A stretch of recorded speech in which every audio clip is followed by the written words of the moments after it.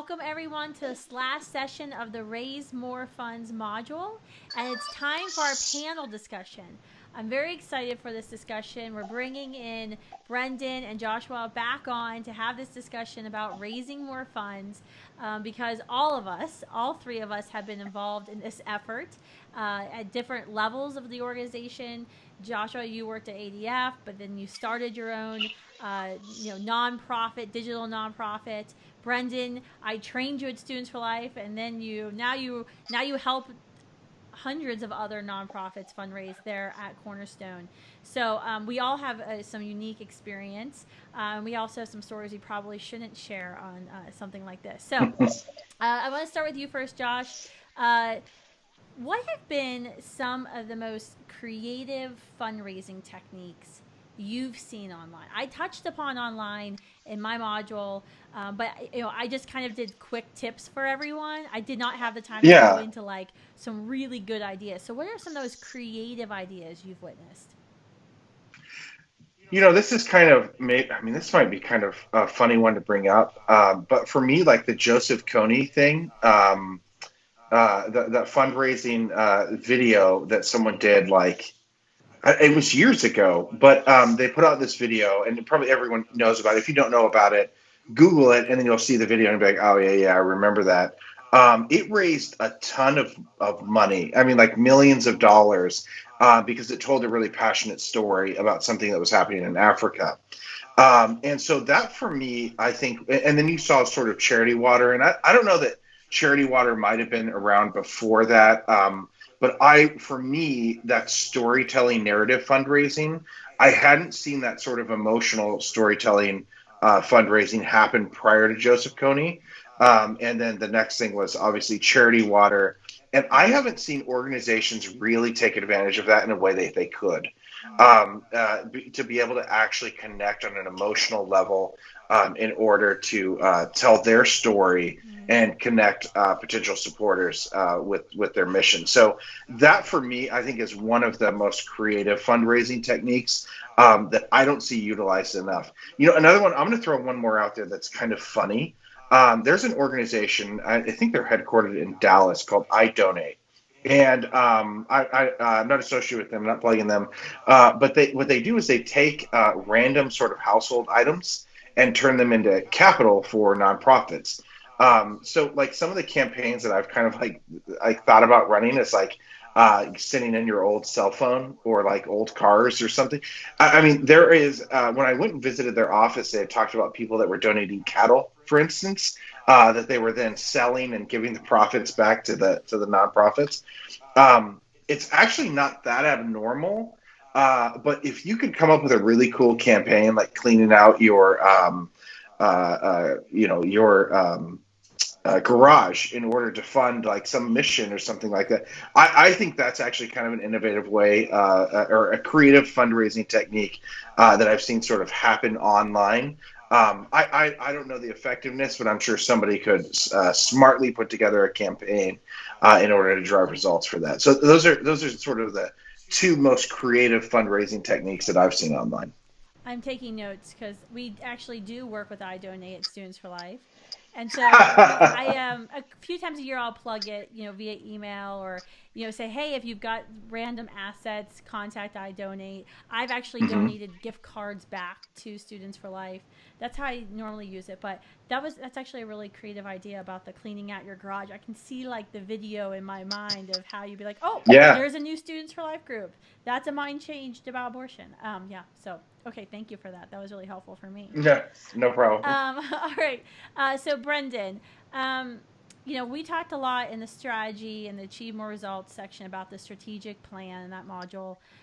How much do you think your strategic plan, your strategy, really plays into your overall ability to fundraise?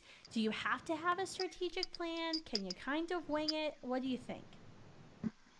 Well, as attractive as it might be to wing it and just have kind of a strategic plan, I think the strategic plan is vital to fundraising. It's one of your most important and effective tools to use when fundraising because, well, number one, how can you be an effective fundraiser if you yourself aren't really even clear on what you're fundraising for? It makes it really hard to make an ask. But number two, it really connects the donor to your mission, to your vision. It's how you help them see what it is that their gift is going to accomplish. It connects them to you and your organization, makes them feel part of the team. We've done, especially with major donors in the past, where we give them an opportunity to actually provide input on our strategic plan, especially donors who we know are great strategic thinkers, have started and run businesses. And so it's really a great tool for you to be able to use. But not just in major giving. It's, you're going to build your entire online or your entire direct mail program based off of what you're trying to accomplish, what your goals are. Yeah. And so for me, I think you cannot fundraise effectively if you're not using if you don't have a strategic plan. Okay. Yep. As painful as they are they're necessary. All right. So Josh, um, what have you seen? I mean, I know at Halcyon you actually went out and pitched major donors to fund that nonprofit, and it was this new thing, this new concept that had never really been created before. What have you seen Right. Yeah. impress supporters the most when you pitch them your campaigns and the ideas, the new projects you were going to be launching with Halcyon? So, first of all, Brennan, I have tried to wing it. I would agree with you. Strategic plans are key. Um, I tend to be like a wing it personality, and you get into some corners. Major donors are smart. Like they've launched businesses. They ask really tough questions, and that alone is worth the strategic plan. Being able to answer those questions. The other thing I found is that you're really able to build confidence when you have an answer right away, and you yourself are confident about that answer. They tend to leave it alone and back off of it, and go on to the next sort of question. And so having that strategic plan is so key. And so I would actually kind of like parlay that answer into what I have seen impress donors. So at the Halcyon movement, like you said, we were doing some innovative projects that had never been done before. And when you sit down and you try to pitch donors on ideas that are innovative or really foreign to it's a whole new way Mm-hmm. of thinking about how to engage people and how to change. I mean, the whole concept was built on we can change people's minds through digital communications. um, that's such a foreign concept, I think, for some of the donors. And so the first is being able to relate to them, and make sure that they understand in a way that's relatable for them what it is that you're doing.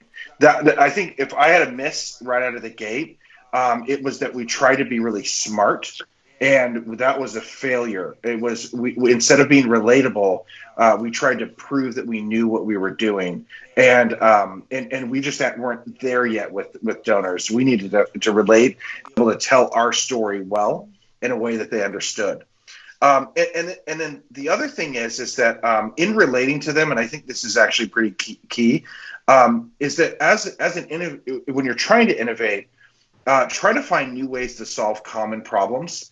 Because if they can't relate to your technology or to the thing that you're pitching, they can at least relate to the problem itself that you're trying to solve.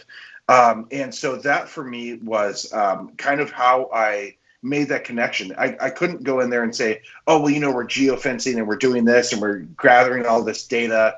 And then we use this data to build these audiences over here. I mean, like donors would have they just sort of lost and they glazed over. But when I talked about solving the problems that they cared about, then it became innovative, it became exciting. And so really start there. That problem that you're trying to solve, that's the commonality. And then finally, you have to demonstrate results. If you're going to innovate and you're going to impress a supporter, you've got to be able to demonstrate results.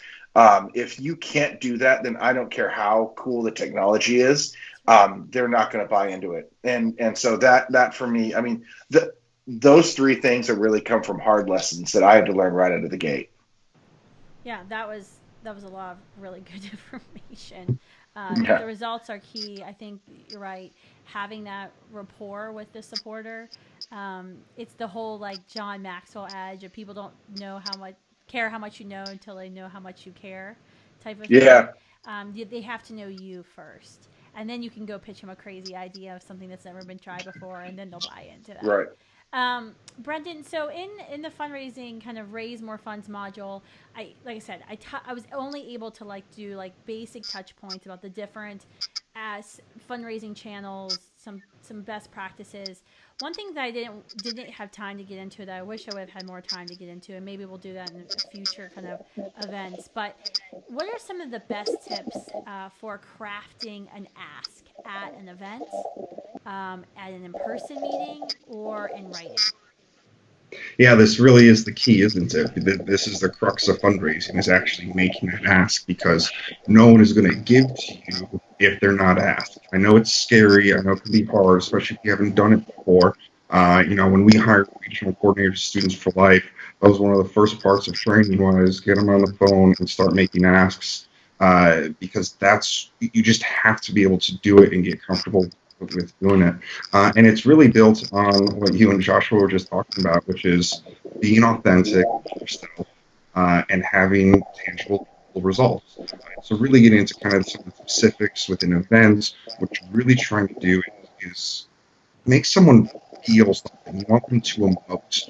You want them to be so moved by the experience that they've just had, that they're pulling out their checkbook or swiping the credit card before you even ask them. Now, again, you still have to do the ask, but that's really what you want to be able to do. And we've really found that as Students for Life, was when a donor saw the tangible results of what they were doing, it just took things to a whole new level for them. When it comes to that in-person meeting, it's funny. Different people have different styles. Kristen's style is just hang out and talk, and people give her money. I don't know. I don't know how it works, but it does. But really, what you want to be able to do is stem from that, is learn about them. Kristen talked about in the fundraising, of knowing your why. When you're fundraising, you want to know your donors' why. You want to know why they care about your organization. Why did they take this meeting in the first place? Why have they given to your organization in the past? And really go into a few different things, and just don't have a plan. Have some ideas and see where the conversation takes you, to understand what it is that they want to accomplish. When somebody gives, especially a large gift, they're not just giving money away to, for their tax, right? They've got so many people asking them for money, that they can't possibly give to everyone who asks. And so you want to find out what connects to them, what motivates them, and really don't think of it as just giving away, but what are they going to receive from their gifts? Think of it almost like a transaction, in the sense of, if you give X, you will see Y happen in your community. And the last person was an in-writing ask, whether this is in the mail or this is online, email. It's really about being yourself, being personable. You don't want it to sound like a form fundraising letter, because we all get dozens, if not hundreds of those a day, and we delete those. There's a really funny story. Two things from students I've been meeting with donors, is people who get annoyed because when they get an fundraising email from Kristen, they can't tell if it's actually a personal email to them, or if it's a fundraising email. And the second thing is, I've met with donors who said, I've never met Kristen, but I feel like I know her. I feel like I'm part of her family. And so to be able to make those personal relationships, that connection, and then be able to say, here's what we need, here's what I need you to do to be able to make this happen. And so really coming all together, it's that personal touch, those relationships that lead to a good ask. That's great. Yep. Nope. I was taking notes, making sure I was doing everything I need to do. So this is good. Did you guys have any other kind of pieces of wisdom you wanted to make sure we got across as we end this kind of raise more funds module? We covered a lot in our module. So I'm hoping that everyone was able to stick with me and write as fast as possible. But was there anything you feel like I missed before we end this?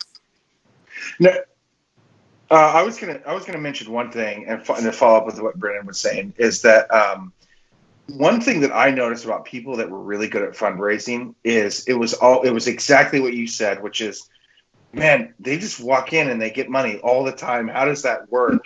It's almost like there's this like magic gift on people. And ultimately, like what I have kind of boiled that down and looking at, like, there's probably, I can think of about 5 or 6 different people right now that I'm like, if they walk in the room, they're going to get a check. Like, that's just how they operate. And they're all entirely different personalities. Some of them even are like a little bit awkward, where it's like, I don't, they're not like the most social in person in the world. And really what it is like, it's passion and it's authenticity. And that is absolutely it. That's exactly what I was going to add. It's all about the passion, because that's the number one comment that I get all the time of, wow, I just didn't think you were passionate enough about this topic, Kristen. And I think that's what gets folks so excited when I do get to meet with our supporters and tell them everything that's going on, why we're doing what we're doing. They love hearing about it, but then they also get to see and feel my passion and excitement for this. Yeah. Yeah. Yeah, that's I awesome. just want to add, if that's not you, not the sense of being passionate, but if you're not that person who walks into a room and people give them checks, don't worry, don't be discouraged. Fundraising is part art, part mad science. It's something you can learn and develop for yourself, and it's something you can get better at, and you can't get discouraged. You're going to get so many no's that you just have to let them roll off, learn from it, move on to the next one. And just because someone says no once doesn't mean they're not going to say yes again in the future. So keep them involved, keep them engaged, and keep going and keep trying. Yeah. It's perfect. Yep, it's absolutely right. It's almost like I trained you and worked with you for several years. All right, so thank you all for sticking with us for this Raise More Funds module. I hope you were able to take some nuggets of wisdom of things that I've learned or mistakes I made, and then learn from those mistakes, and you'll be able to apply them within your organization to not only help you raise the funds you need today, but help you grow for years to come. And I'm really excited to hear from you all and see the result of what you've been able to implement from this module. So I'm really looking forward to that. That's why I'm doing this. That's why we're all doing this. So thank you all so much.